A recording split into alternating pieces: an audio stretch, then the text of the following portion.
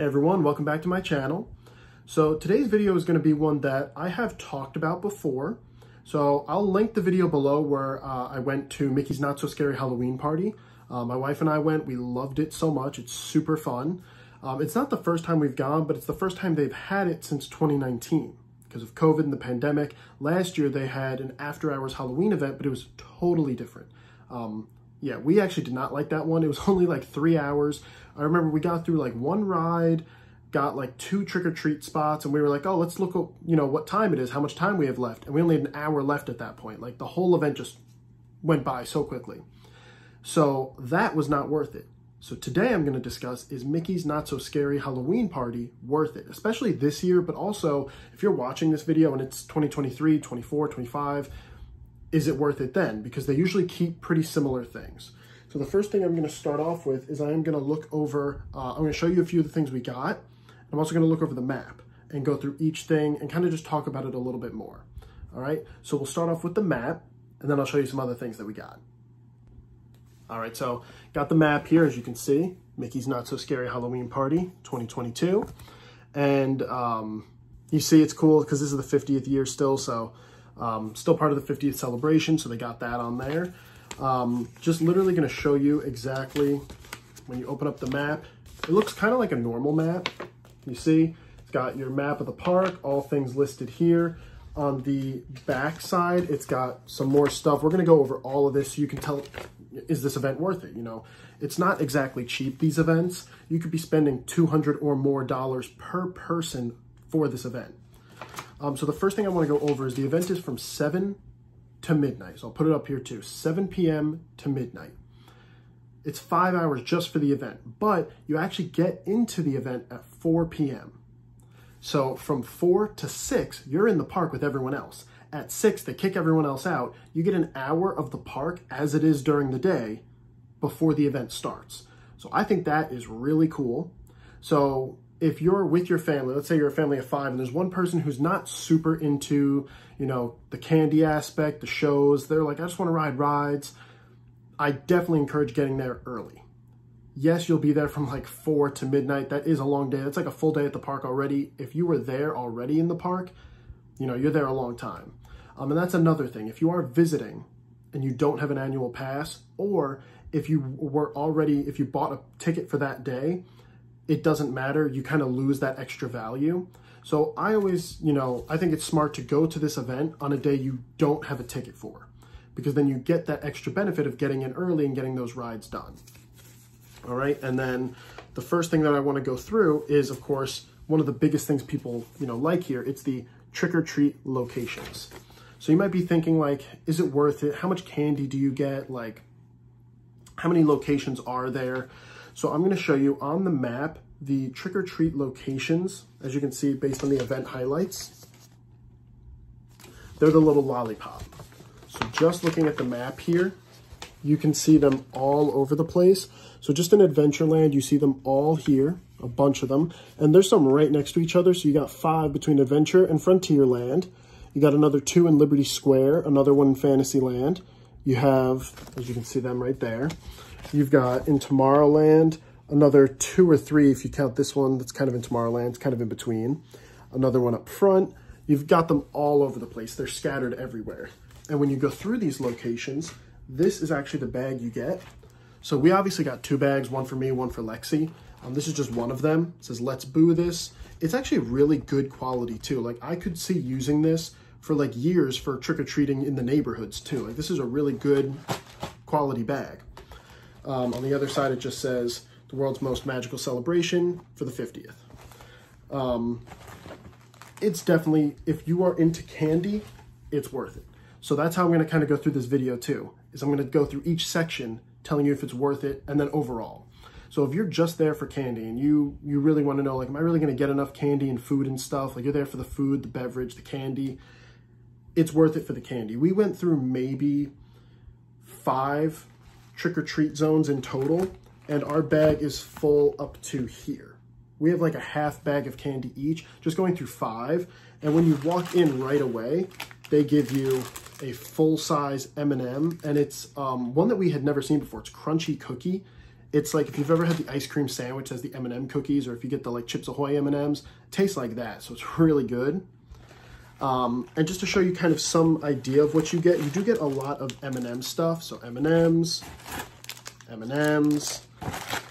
You also get a lot of Snickers.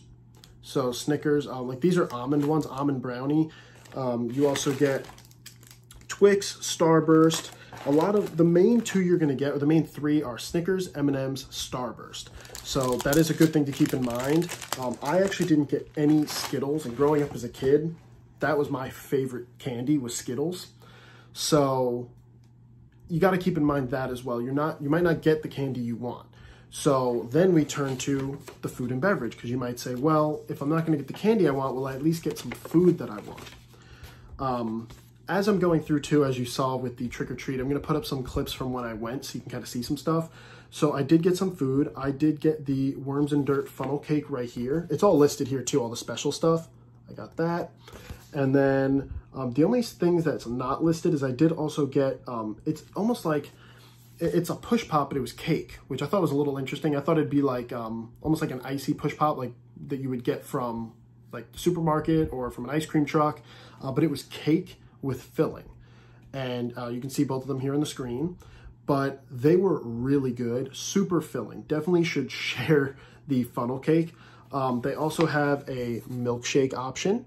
That is a Gravedigger one. They do also have an almond sweet corn cake, a spellbinding fried pie, and then they have a Pain and Panic hot dog, which is, it looks like it's basically a sriracha mustard, spicy cheese flavored snack hot dog. Looks like it's got like spicy Cheetos on top. So definitely some varying interesting things. If you're going for food, drinks, candy, it is worth it if you're going to get all of those things. Will you eat $200? Will you get $200 worth of candy? Probably not, but it's still worth it because you also get the experience of going through, you're doing the trick-or-treating. It's a way to do trick-or-treating without, it's a different world we live in now than 20 years ago, where here, you're in Walt Disney World. You can do the trick-or-treating and have a great time. One other thing is, you saw me say almond. You might have heard some things throughout the whole time that you're like, I can't have that because of this allergy, that allergy. They do have allergy zones as well. So you can see that here. It's a little blue Mickey Pumpkin allergy friendly center. And they have them throughout. Like I'll show you one right here in Liberty Square, right there. Looking around. They have that one, and then they have the one right at the front. So it looks like those are the only two that I see right in the front of the park as soon as you go in. And if you're already in the park and you realize, you can always just go to the one in Liberty Square. They do have some activities they give you because you can't have as much stuff. So they give you those activities for free, and they give you individually wrapped, so they don't touch other things, allergy-friendly candy and snacks. So that is a really awesome thing they do as well. So if you have an allergy, you don't have to miss out on that. So that's really cool too. The next thing that I want to talk about as we go through it is the entertainment. So you see this whole orange section up here is going to be your entertainment options. A big focus this year was on Hocus Pocus because they did have Hocus Pocus 2 come out on Disney Plus at the end of September. They do a Hocus Pocus Villain Spelltacular in front of the castle, on the stage in front of the castle. Now they have 3 different show times. So now I'm going to talk about if you are into the shows and parades. They have 3 different times, 8:30, 10:45, and midnight. So it gives you a really big range. If you aren't going to be there till midnight, you're most likely going to be there at 8:30 since it starts at 7. If you can't get there at 7, let's say you get to the event at 9, you've got 10:45 and midnight still. So you still have plenty of time for those shows. Now there's also the Boo to You parade right there. Then you also have the fireworks show, which is the Disney's Not So Spooky Spectacular. So the fireworks are one time. They are at 10:15, which I think is a good time. It's kind of right in the middle. So if you get there at 7 and you're like, all right, we don't want to be here till midnight, you leave right after the fireworks, 10:30, 10:45-ish. If you get there late, 9 o'clock, you still have time for the fireworks. The parade starts actually all the way in Frontierland, right next to Splash Mountain. goes through Liberty Square, and it goes all the way, it goes around that castle, around the, like the center circle for the castle, down Main Street, and then it goes to, like around the front and into like by the firehouse in the front over there. They have it at 9:15 and 11:15, 2 parades, an early and a late. One thing with the parade that I definitely recommend, again, you're gonna see some clips of the parade here. Unfortunately, we went to Liberty Square. I thought it'd be a good spot. We wanted to do Haunted Mansion right after. We didn't know until after that there's certain characters like Max, Goofy's son, who joins the parade for only Main Street. If we knew that, we would have gone toward Main Street. Unfortunately, we didn't know that. So I definitely recommend going to Main Street, or if you want to be a little bit of a quieter area, go up by the front of the park, like right by the end of it, and you'll be able to catch everything too, and you'll see all the characters at that point. If you're there for fireworks, shows, entertainment options, I think it's worth it for the parade and the fireworks. Now, of course, all of this stuff is going to be individually based. Do you think it's worth it for how much you want to spend? I'm, of course, talking from what I think. I think it's worth it for those two, but overall, I guess I'd say it's not worth it for the event, just for one parade, one firework. I'm not a big Hocus Pocus fan, so I didn't care to see the show.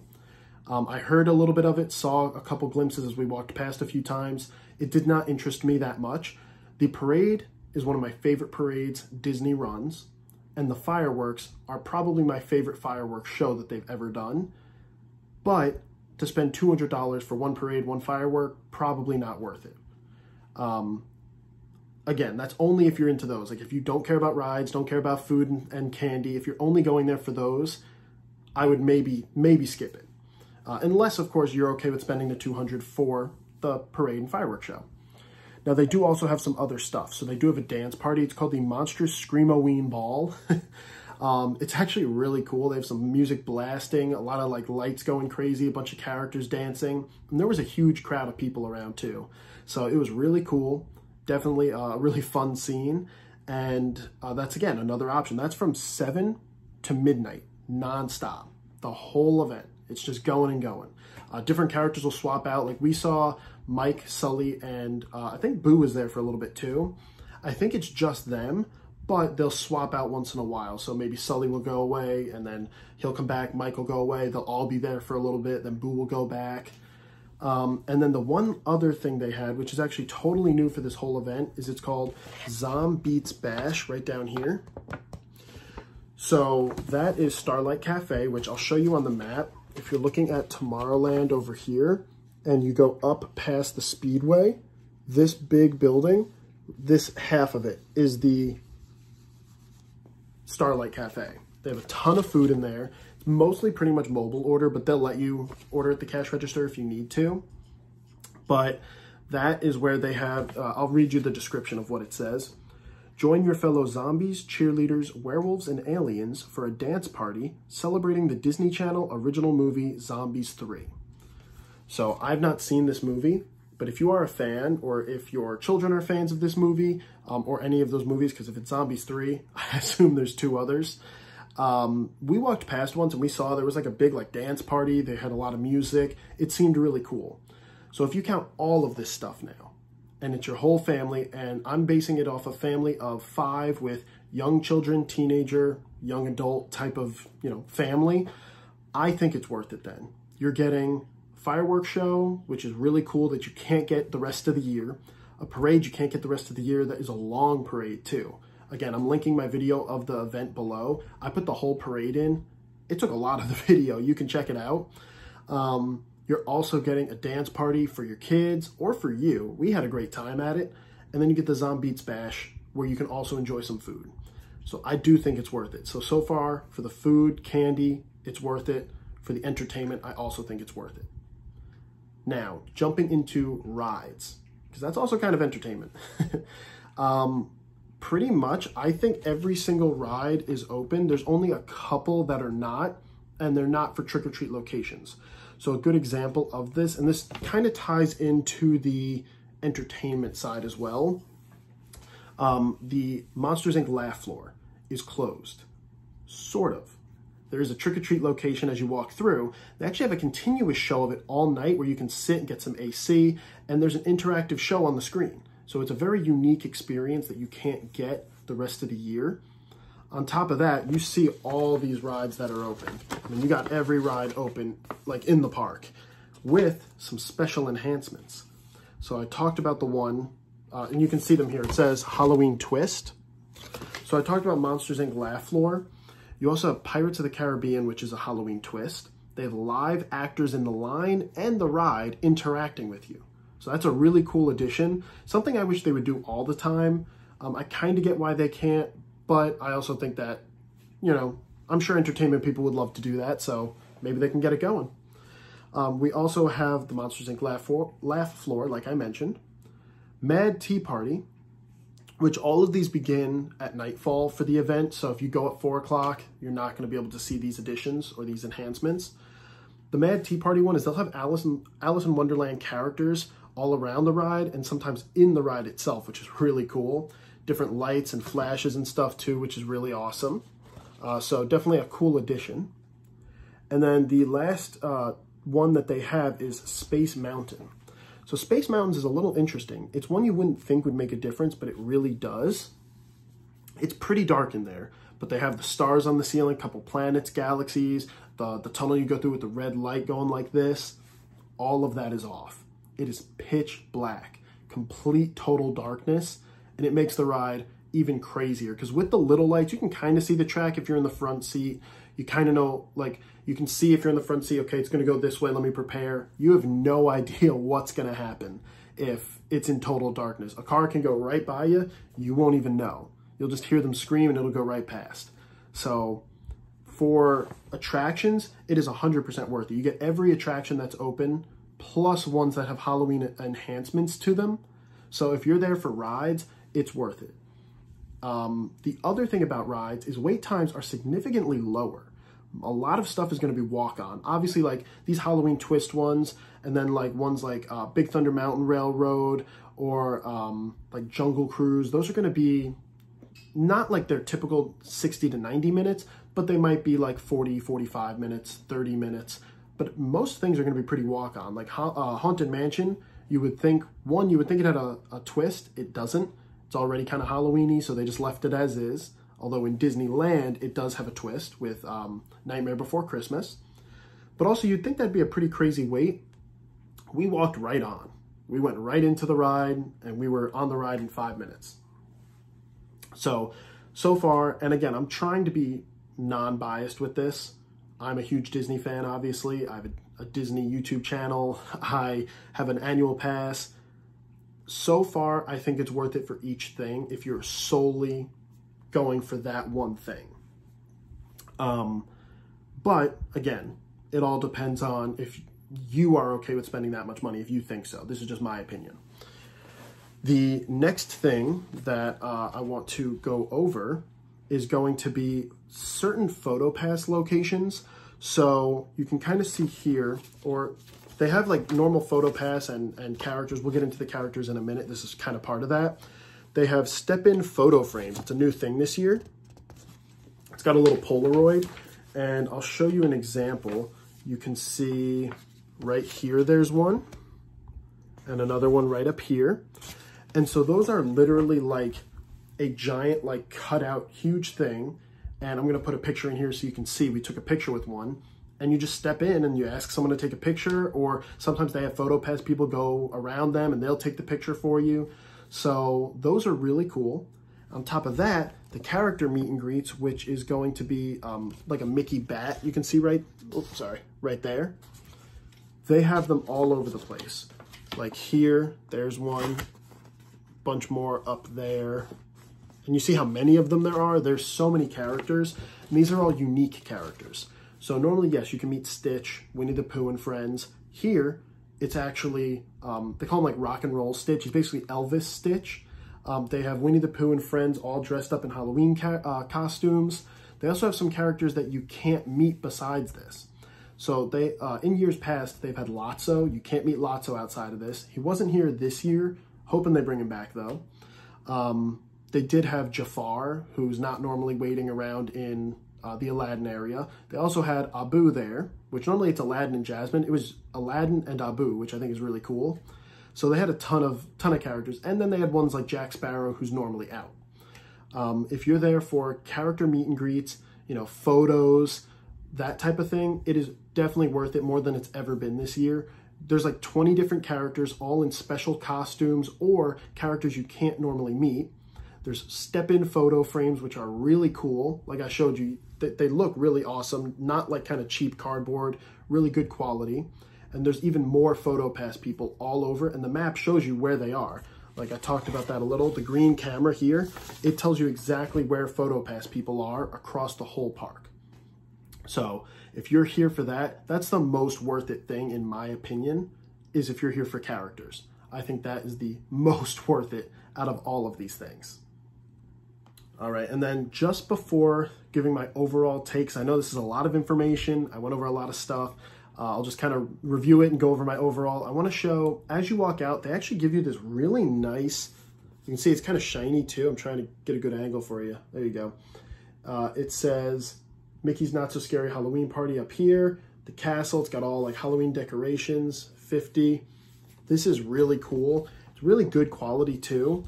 Like if you wanted to, you could put this in a frame and leave it out during Halloween as a little Halloween decoration, just having this really cool picture. Or if your kids want to hang it on their wall, like it's just a really nice kind of like souvenir from the event. And because it has the 50, you know it's from this specific event. So I thought that was a cool addition. So now I just want to kind of briefly go over each section I talked about. It was a lot of information.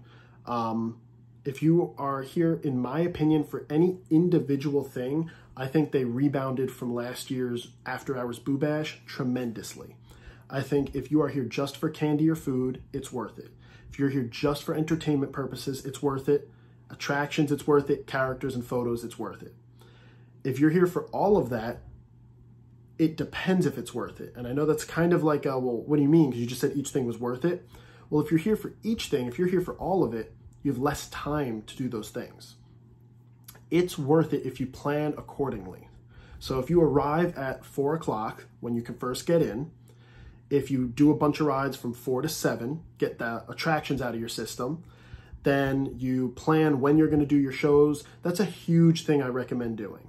Like before you get there, plan out your event, plan out the shows, the fireworks, and don't just say, well, fireworks are 10:15, so we'll get there at 10. You won't have a spot. You need to get there like 30, 40, 45 minutes early. So if you plan ahead and if you make good use of your time, this event is totally worth it. Because I said it can be up to 200, but if you also don't go, like we went August 16th, I think it was a Wednesday. We went like the first or second, you know, actually I think it was a Friday. It was the first or second one that they had. And I believe in August, it was only $100 a person, which only, you know, $100 could be a lot of money, but it's half the price of what it is if you go now. So I definitely think at that point, if you're spending $100, you go really early on, it's totally worth it. But that is everything I have for this video. I know it was a lot of information, a lot of talking, but I really hope I gave you information that helps you determine if you want to go to this event. If you have any questions about the event, leave a comment. I will definitely answer any questions that you may have. Pretty much all of this also applies to the Christmas event. Obviously, my wife Lexi and I, we're going to be having a baby very soon. We're not going to be going to the Christmas event this year. So I'm not going to be doing a video on that. But I can always do a video about past years and if that one's worth it, if you guys want to see that. So let me know in the comments about that and any questions that you have. All right. Once again, I totally think this event's worth it. If you agree, please give me a like, comment any questions you have, share this with your friends and family, anyone who is interested in going so that they know if it's worth it. And then definitely hit that subscribe button. We're at 89 right now as I'm filming this. We are almost at 100. I'm hoping between this video and I'm also making Is Halloween Horror Nights at Universal Worth It video. I'm hoping between those two I can make it to 100. So please hit that subscribe button. I would really appreciate it. And I'll see you in the next video.